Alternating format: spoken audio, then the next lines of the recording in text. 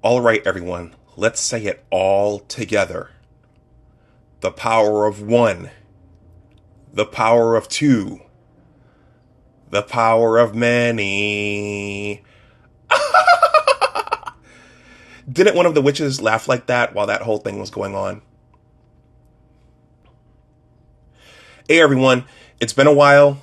I've been busy here finishing up my own book and watching content and consuming content. And I just wanted to say a few words on the Acolyte and also some words about what made the previous iterations of Star Wars under George Lucas, what made those actual Star Wars versus Disney Star Wars. So that's what this short talk or this short offering is going to be about.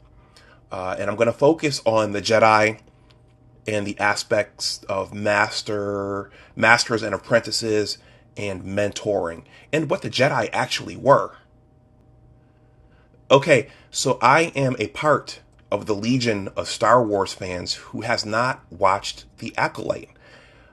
I have, how should I say, I have experienced the show through content creators like The Critical Drinker, Nerdrotic, Valiant Renegade, Tyrone Magnus, my boy Artisan.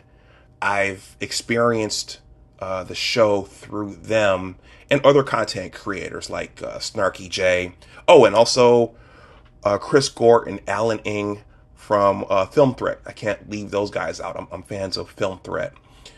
And yeah, I've experienced the show vicariously through those individuals, and what I've seen there has not motivated me to purchase a Disney Plus subscription to watch it, much the same way that I just purchased a Max subscription to watch season 2 of House of the Dragon. So I just wanted to say that I did leave a TikTok offering. This is a little funny opening to this video. I did leave a TikTok offering about a month or so ago when the Acolyte first dropped, discussing that the Force is not female and what's wrong with their approach, and stating that I'm not watching it and that I haven't watched it. And I got called a bigot. And I got asked why I hate women and, the litany of things that the critics of Disney Star Wars and the Acolyte have gotten. So I guess in that regard, once again, I am a part of the legion of fans who have not watched the show and don't plan to.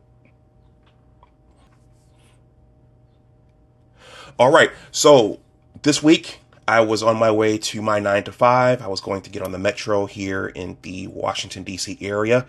And the scene from Star Wars 1, The Phantom Menace, popped into my mind.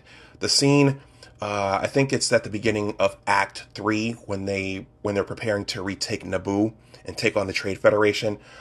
It was the scene where, in the swamp, where Obi-Wan Kenobi approaches Qui-Gon Jinn and apologizes for defying him in front of the Jedi Council. And then Qui-Gon, he's staring away and he turns to Obi-Wan and he tells him basically, hey, I think you're going to make a strong Jedi Knight one day.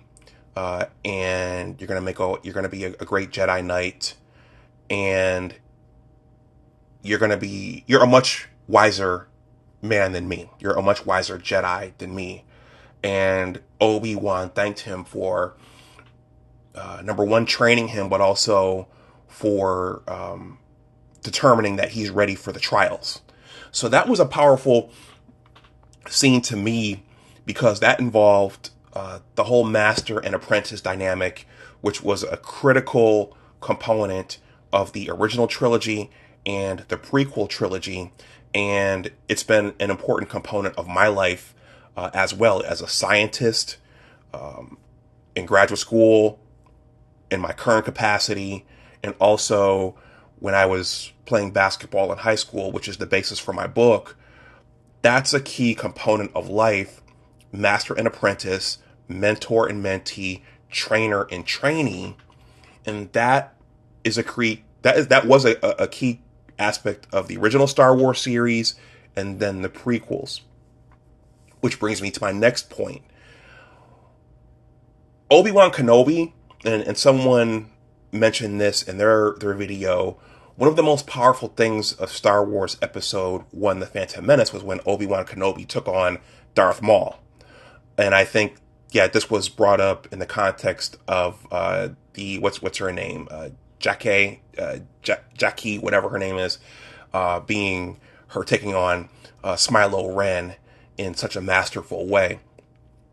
The significance of Obi-Wan taking on Darth Maul was that Obi-Wan had been trained over a series of years, and he had gotten pretty much everything he needed to get from Qui-Gon Jinn, and he was ready and he was skilled enough to start to take on powerful and advanced opponents like Darth Maul. And that sword duel, that lightsaber duel, was a thing of beauty even before Qui-Gon Jinn got killed by Darth Maul. But even when Obi-Wan singularly took on Darth Maul, that was a powerful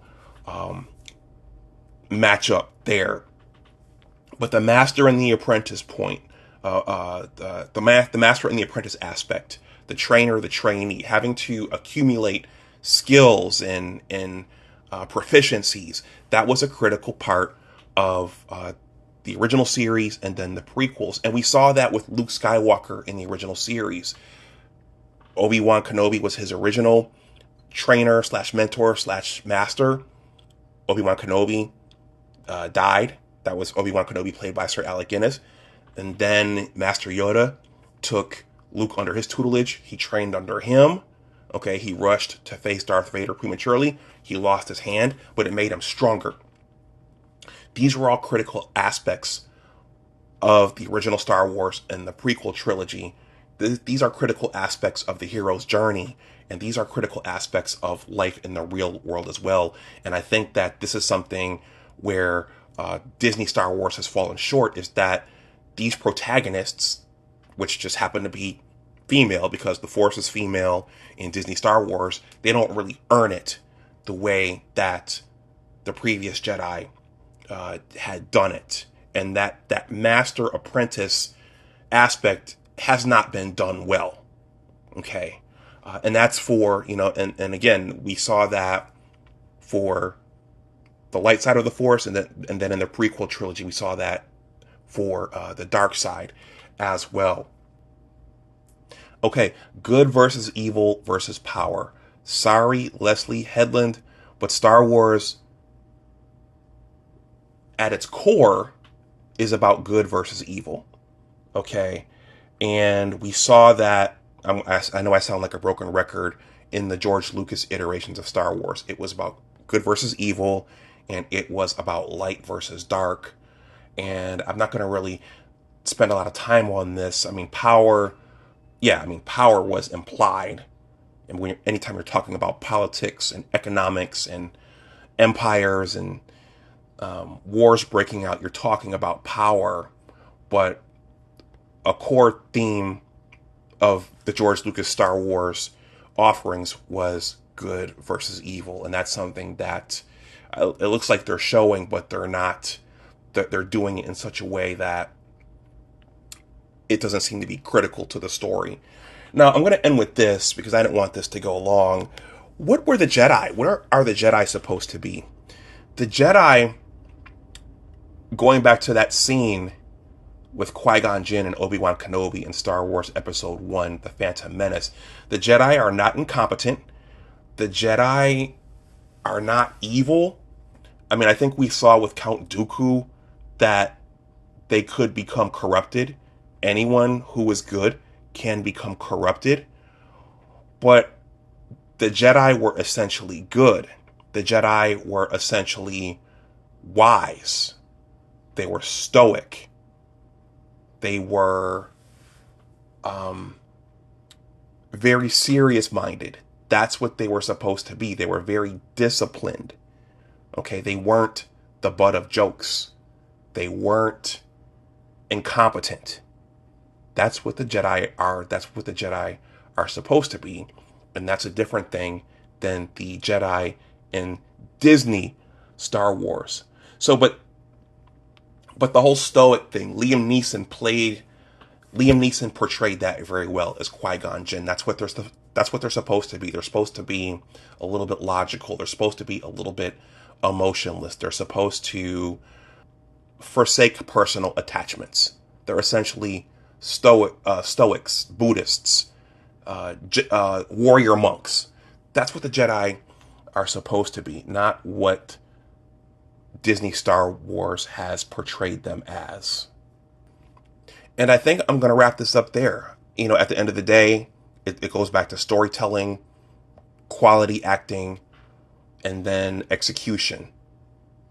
The sets, the worlds, all of the little nuances that make a good cinematic production or a TV show great. It goes back to the execution, and it goes back to the production team and the writers and the people in the C-suite. So I just wanted to say a few things about that. I thought about that scene when I was going to work, and the original Star Wars meant something. It meant something beyond what they're showing us right now. It meant something much deeper than what they're portraying right now. And it looks like they're going to run it into the ground, and they have no qualms about doing so. And all we can do as the original Star Wars fans is just sit by and watch them lose money. But the other thing is that, hey, this isn't made for us. This is made for something else. They're after something else, and they are trying to depart from what Star Wars was originally about. Let me know what you think in the comment section below. This was just a ramble about that scene from Star Wars Episode 1, The Phantom Menace. And the prequels took a beating. They weren't perfect. No, the prequel trilogy, the original trilogy, they weren't perfect. There were parts of those that everybody was unhappy with, whether it was Jar Jar Binks or the Ewoks, or the love scenes between Anakin Skywalker and Padme in Attack of the Clones. It wasn't perfect, but it was good, and it was much better than anything Disney Star Wars has created. So anyway, let me know what you think in the comment section below. This is Big Discussions 76, Entertainment and Media. My name is Dr. Anwar Youssef Dunbar. Please like, share, and subscribe. If you want to make a donation to the channel, my Cash App and PayPal are below in the description box.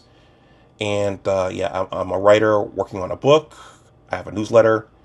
That link is in the description box as well. If you are a reader, I heard a lot of YouTubers, a lot of YouTube content, no, not the content creators, a lot of YouTube viewers are not readers, which is why they're here on YouTube. In any case, I'm going to wrap this up. Thank you for watching.